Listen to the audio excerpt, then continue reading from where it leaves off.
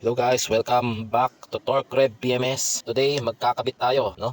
Mag-install tayo ng mini driving light sa Yamaha YTX. So, kinonvince natin yung may-ari, no, na kabit sana doon sa may accessory. Kaya lang gusto niya rekta, no? So, mabilisan lang to. Hindi na ako gumawa ng diagram. Rekta style yung gusto niya. Pero may switch naman at lalagyan natin ng fuse. So, ayan, in-splice na natin yung mga wire ng MDL, no? So, bawat MDL may tatlong wires. Yellow, white, and black. Pagko-connect lang natin yan, no? Ayan, pagsamasamahin lang natin. Black sa black, white sa white, yellow sa yellow, no? Yan. Yang parehong pares ng MDL. So, yan naman, yung yellow, no? So, yung black wire, kinonect natin sa negative, no? Itong yellow wire dito sa positive. Testingin natin. Wala mo ng switch to. Yung yellow wire sa yellow light o warm light.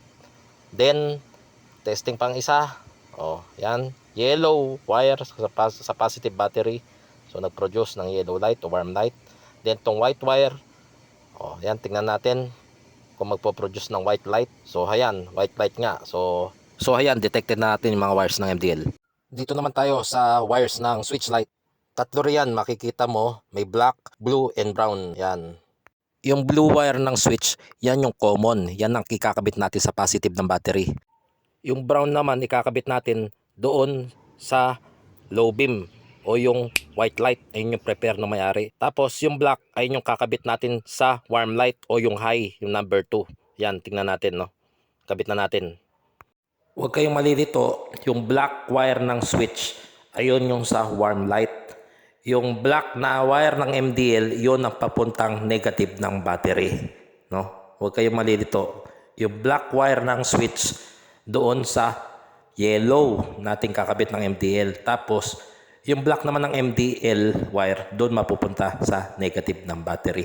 Tapos, yung blue wire ng switch light doon sa positive ng battery. Pwede mo rin pagpalitin yung black at saka brown. Yung brown mapunta sa yellow, tapos yung black mapunta doon sa white. O, pwede rin yun. Magiging low beam mo nga lang yung yellow, tapos yung high beam mo yung white light. Kaya lang here, pinili nating maging low beam yung white. Tapos yung warm light ay yung high beam natin. Kaya yung black ay napunta sa yellow. Tapos yung brown napunta doon sa white. So testingin na natin to, no? First, yung low light. O yan, yung white light natin. Then, sunod natin yung high beam natin.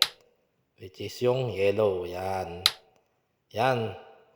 So, final na natin to. Kabitan lang natin to positive ng fuse, no?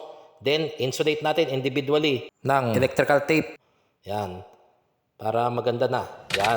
Okay. Na individual insulation na with electrical tape. Yan. Na-tape na natin. Naayos na natin. Yan. Kitang-kita natin. Gumagana po ang ating MDL switch sa MDL. Yan. Isa pang try. Yun. Oh, high beam naman. Yun. So, for what any reasons no may-ari, ba't gusto niya rekta, siguro ayaw niya ma-splice yung wire niya doon sa susian niya for warranty reasons, no? So, gusto niya rekta, kaya yan, ginawa naman natin ang rekta. Pero may switch naman yan at fuse for safety. Hindi na nga lang dumaan sa susian. Thank you for watching Torque Rev PMS.